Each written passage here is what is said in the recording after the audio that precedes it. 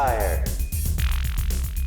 Now I know that I may be the manliest man that you know. Yes, strength like a bear, chest hair like Gaston, and survival skills like the other bear. But sometimes even I could shed a tear, and sometimes it's a video game that does it to me. It hits me in the right way. So here are the top 5 video games that can make you cry. And no, Final Fantasy VII is not on here. 5. While going over this list, it's not just about one moment in a game, it's about the build up to that point and the connection made with the characters and yourself. Now, Red Dead Redemption belongs on this list. See, you follow John Marston as he struggles to leave his past behind him, and he just wants to find himself growing old with his wife and son on a farm, and you get that. Though, some would say it was the most boring part of the game, but he fights so hard and deals with some real assholes just so he can teach his son how to herd some cattle. And once he finally gets rid of all of his demons, the same man that set him out on this horrible, wretched journey is the one that's showing up at his barn door with a bunch of dudes ready to shoot him. But in a last-ditch effort, he takes on all the men, giving his wife and kids just enough time to escape, just to be shot down in a moment of gut-wrenching agony. It's so beautiful and so hard to deal with.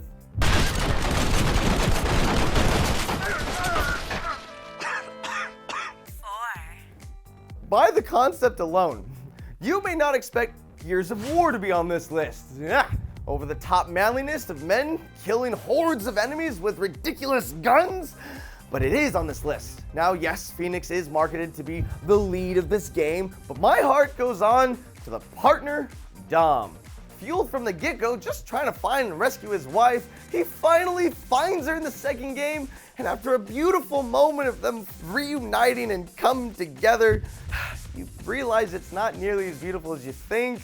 And Maria has in fact been captured for far too long, and she's just withered ghost of a woman Dom fell in love with. And Dom does the hardest thing he has to do ever. He takes her out of her misery. If that wasn't gut-wrenching enough, well, when he sacrifices his own life to save everyone else in the third game, it's enough for you to go out and buy a second box of tissues because you just can't stop crying. You're gonna bawl your eyes out. Never thought it would end like this, huh? Huh, Maria? Dom!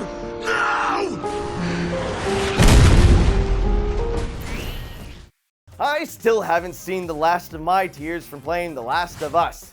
Now you take control of a cold-hearted man bent on survival, Joel. Now this guy, he loses his daughter in the first few minutes of the game. And to see that, well, that was tough, but nowhere near as difficult as the roller coaster of a journey you're about to embark on. Having to take care and protect Ellie, obnoxious at first, she grows on Joel, and he'd do anything to protect her, anything.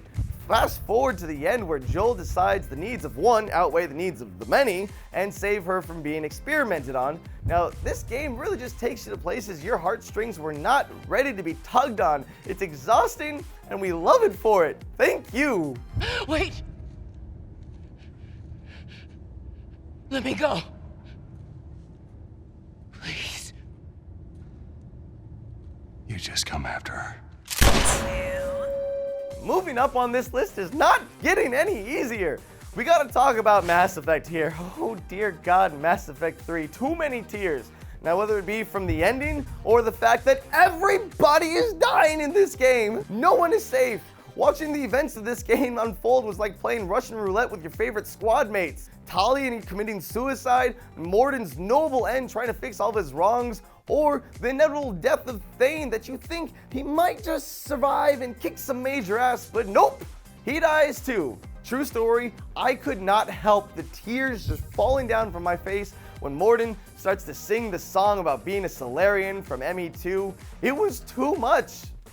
Too much, man! I am the very model of a scientist Solarian. I've studied species Turian, Asari, and Batarian. I'm quite good at genetics as a subset of biology because I am an expert, which I know is a tautology. 1. Now, if your tear ducts aren't dried out from this horrible trip down memory lane, get ready for a flood with The Walking Dead by Telltale.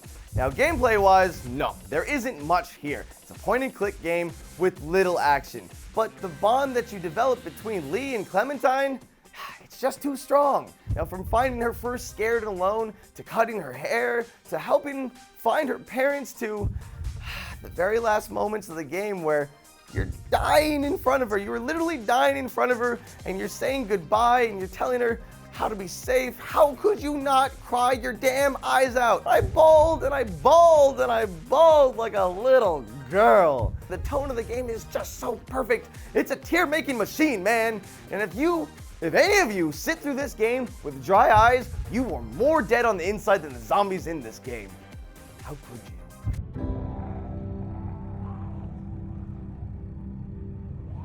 Don't go.